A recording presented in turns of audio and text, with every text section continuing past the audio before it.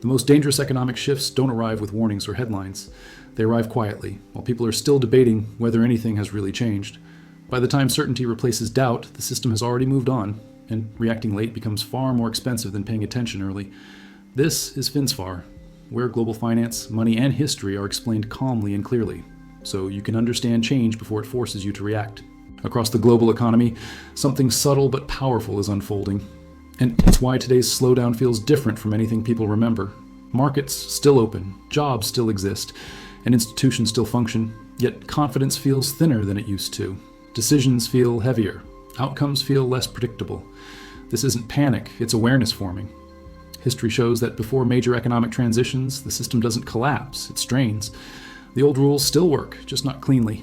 Growth becomes uneven. Stability requires intervention. Optimism needs reassurance. If this were just another cycle, why does it feel like every solution creates a new problem somewhere else? That contradiction matters. In past eras, slowdowns were followed by rebounds fueled by fresh leverage and expanding trust. Today, leverage feels heavier and trust feels conditional. Governments can act, but with narrower margins. Businesses can invest, but with shorter horizons. Households can spend, but with more caution layered into every choice. Fear appears quietly here. Not fear of collapse, but fear of misjudgment. Excitement follows just behind it, because periods like this have historically reshaped opportunity for those who understand what phase they're in. Urgency builds beneath both emotions, not to rush decisions, but to reassess assumptions. History teaches that the first mistake people make during structural shifts is treating them like temporary slowdowns. That mistake isn't punished immediately, it's punished later, when adaptation becomes more expensive. This opening phase isn't about answers yet. It's about recognizing that the environment itself is changing. And if that's true, the question that carries us forward becomes unavoidable. What happens when an economy enters a slowdown with less flexibility than before? And how long can it rely on old tools to produce familiar outcomes? When relief feels delayed, it's usually because the system is carrying more weight than before, and history is very clear about what that means.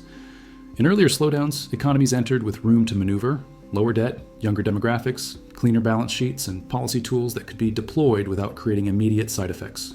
Today, that margin is thinner. Actions still work, but they echo. A move to stabilize one area sends ripples into another. Support buys time, not momentum. And time in this phase is not neutral. It's expensive. If recovery were simply a matter of patience, why does every delay feel riskier than the last?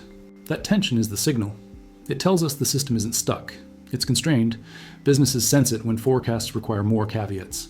Households sense it when temporary costs linger. Policymakers sense it when options narrow instead of expand. Fear deepens quietly here, not as panic, but as caution, an instinct to avoid irreversible mistakes. Excitement exists too, because periods of constraint have historically separated those who wait for clarity from those who prepare for change. Urgency builds in a practical form. Reassess exposure, shorten timelines, protect flexibility. History shows that this stage often gets misread as weakness. It isn't. It's adjustment under load. The danger is assuming the system will respond the way it used to, on the same schedule, with the same force. When that assumption fails, disappointment turns into misallocation of capital, effort, and trust. This is why the setup matters so much. Recognizing constraint early doesn't mean pessimism, it means precision. And precision determines outcomes and transitions, which leads to the next pressure point we need to examine. If relief is slower because the system is heavier, what happens when stress tests arrive before balance has been restored? This is the point where stress tests arrive before the system has finished adjusting, and that's when contradictions stop being theoretical and start influencing real outcomes. History shows that during structural slowdowns, pressure doesn't wait politely for balance to return. It probes the weakest points first. Small shocks feel larger, minor disruptions travel faster, and responses that once stabilized conditions now produce mixed signals. Here's a pattern interrupt that resets. If the system were fully resilient, why do modest surprises trigger outsized reactions? That sensitivity is the clue. Markets begin to move less on fundamentals and more on expectations. Volatility becomes uneven rather than directional. Businesses hesitate, not because demand vanished, but because visibility did. Households adapt quietly, layering caution into decisions that once felt routine. Fear appears here as vigilance, the awareness that mistakes carry higher costs when buffers are thin. Excitement exists as well, because history teaches that moments of stress reveal which structures actually work under pressure. Urgency sharpens, not to act faster, but to act smarter. In past transitions, this phase separated resilience from fragility.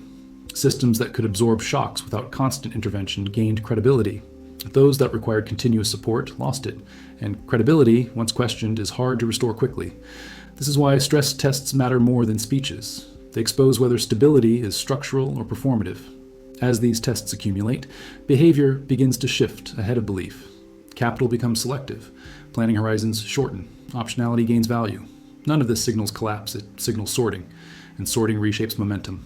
As pressure reveals where the system bends rather than breaks, one question grows more urgent than the rest. If stress tests are already exposing limits before balance is restored, which parts of the economy are proving adaptable, and which are quietly approaching their breaking point? As stress tests accumulate, the economy enters a sorting phase where risk and opportunity stop moving together, and that separation explains why this slowdown feels so uneven. History shows that during transitions, not everything weakens at once. Some areas stabilize or even strengthen, while others quietly lose footing. Capital responds first. It doesn't flee, it discriminates. It demands clearer margins of safety, better alignment, and structures that can absorb uncertainty without constant repair. If risk were evenly distributed, why does resilience now seem so concentrated? That concentration matters. Businesses with flexible models adapt. Those built on tight assumptions struggle. Households with buffers feel cautious but stable. Those without feel pressure sooner. Institutions with room to maneuver retain credibility. Those operating at the edge require explanation. Fear deepens here, not because outcomes are catastrophic, but because they're uneven. People sense that the rules are no longer uniform. Excitement exists alongside it because unevenness creates openings for those positioned correctly. Urgency sharpens into selectivity, the need to choose where exposure makes sense and where it doesn't. History teaches that this phase is often misunderstood as randomness. It isn't. It's reallocation. Risk migrates toward rigidity. Opportunity migrates toward adaptability. The system begins rewarding structures that can function under constraint and penalizing those that can't. And once this reallocation takes hold, momentum shifts quietly but persistently. The danger is assuming that stability in one area guarantees stability everywhere else. It doesn't. Transitions reward discrimination, not general optimism. As this separation deepens and outcomes diverge, the question becomes increasingly personal and strategic. If risk and opportunity are already being sorted by adaptability, where does the economy still rely on fragile assumptions? And what happens when those assumptions are tested next? Every structural slowdown reaches a moment when separation turns into pattern, and that's the turning point most people miss, because nothing dramatic announces it. History shows that this is when temporary adjustments quietly become defaults. What began as caution turns into standard practice. What felt like hedging becomes strategy. And what was once flexible hardens into a new baseline. If this were still a passing phase, why do so many temporary measures keep getting extended? That persistence is the signal. At this stage, fear changes shape. It's no longer about immediate loss, it's about long-term misalignment. The risk people sense is falling behind a system that's already chosen a direction. Excitement exists too, because clarity, however uncomfortable, creates momentum for those aligned with it. Urgency sharpens, not as haste, but as commitment. Choices made here begin to compound. In past transitions, this was the phase when flexibility narrowed for late movers. Systems rewarded consistency over experimentation. Capital favored reliability over promise. Institutions standardized around what worked under pressure, not what looked best on paper. And once these standards set in, reversing them became costly. This is why the turning point matters more than the downturn itself. The downturn tests endurance. The turning point decides trajectory. Those who recognize it adjust assumptions, timelines, and exposures. Those who don't keep waiting for conditions that no longer define outcomes. History teaches that this moment isn't about courage or caution, it's about accuracy.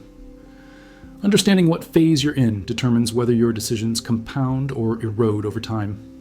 As the new pattern solidifies and optionality begins to shrink, one question takes center stage.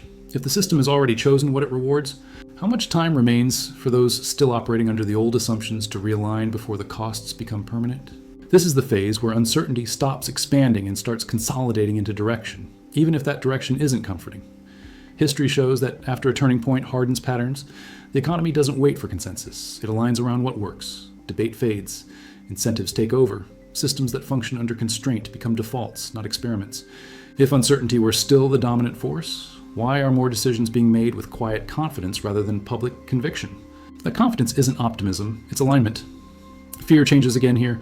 It's no longer about immediate downside, but about opportunity cost, being positioned wrong while momentum compounds elsewhere.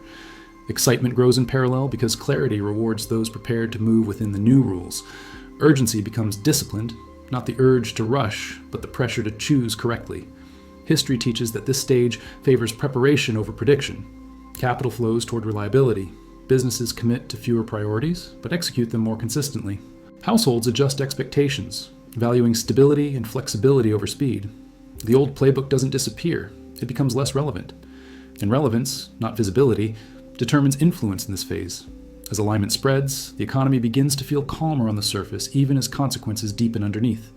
Volatility narrows, signals strengthen, outcomes diverge more clearly. This is where many misread calm as safety. In reality, it's resolution taking shape.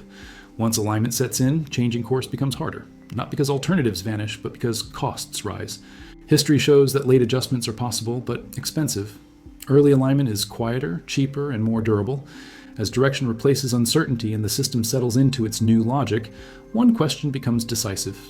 If alignment is already guiding outcomes, which choices made now will still matter 5 years from today, and which assumptions are about to expire? This is the stage where the cost of late realization quietly overtakes the cost of early caution, and history is unforgiving here.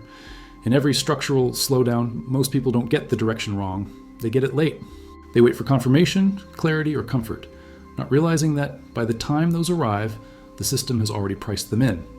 If clarity were free, why does it always arrive after opportunity has narrowed? That delay is where cost hides. Fear at this stage isn't about loss, it's about regret. The recognition that adaptation was possible earlier, cheaper, and with less pressure. Excitement still exists, but it's muted because options feel fewer and stakes feel higher. Urgency becomes personal. Decisions that could once be made gradually now demand commitment. History shows that this is when divergence accelerates. Those aligned early compound resilience. Those who hesitate find themselves forced to adapt under less favorable conditions. The economy doesn't punish people for being cautious. It punishes them for being static. Systems reward responsiveness, not certainty. This is why transitions feel unfair in hindsight. They don't wait for equal readiness. They move according to incentives, and incentives don't pause. As late realizations spread, pressure increases unevenly. Some sectors stabilize, others compress. Planning horizons shorten for those behind the curve, while those ahead gain breathing room. This dynamic creates the illusion that outcomes are random, when in reality they're path-dependent. Small timing differences produce large result gaps. History teaches that recognizing this phase is critical, because it's the last moment when adjustment still compounds positively instead of defensively. As late realizations begin reshaping choices across the economy, the final tension sharpens. If the cost of waiting has already risen, what signals should matter most right now before the window to adjust narrows even further? As the window to adjust narrows, the most decisive changes don't appear in policy statements or market rallies, they appear in everyday behavior. History shows that this is the phase where people stop debating scenarios and start designing their lives around constraints they believe will last. Spending patterns shift toward durability. Career choices favor resilience over upside. Businesses simplify operations, shorten supply chains, and prioritize predictability over scale. If nothing fundamental were changing, why do so many temporary workarounds now feel permanent? That permanence is the tell. Fear here is practical rather than emotional, the fear of being exposed if assumptions fail. Excitement still exists, but it's selective, focused on stability that can be trusted under pressure. Urgency becomes operational. Choices are made to reduce fragility now, not to optimize later. History teaches that once behavior changes at scale, outcomes follow whether or not belief is caught up. Incentives adjust to behavior. Institutions respond to incentives. And systems harden around what people repeatedly choose. This is how transitions become reality without announcement. The old order may still be referenced, but the new one is being lived. Importantly, this phase explains why reversals feel unlikely. When millions of small decisions align around caution and resilience, momentum builds quietly but persistently. The economy doesn't need everyone to agree, only enough people to act. And once action becomes habit, habit becomes structure. That's why waiting for a clear signal at this stage is risky. The signal is already embedded in behavior. As everyday choices continue reinforcing the new direction, the stakes sharpen for anyone still operating on outdated expectations. Which brings us to the next unavoidable question. If behavior across households, businesses, and capital has already adapted to a new reality, what would it actually take for the old assumptions to regain control?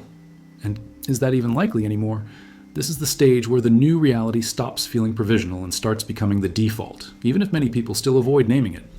History shows that once enough behavior aligns with a new set of constraints, the system no longer asks for permission. It proceeds.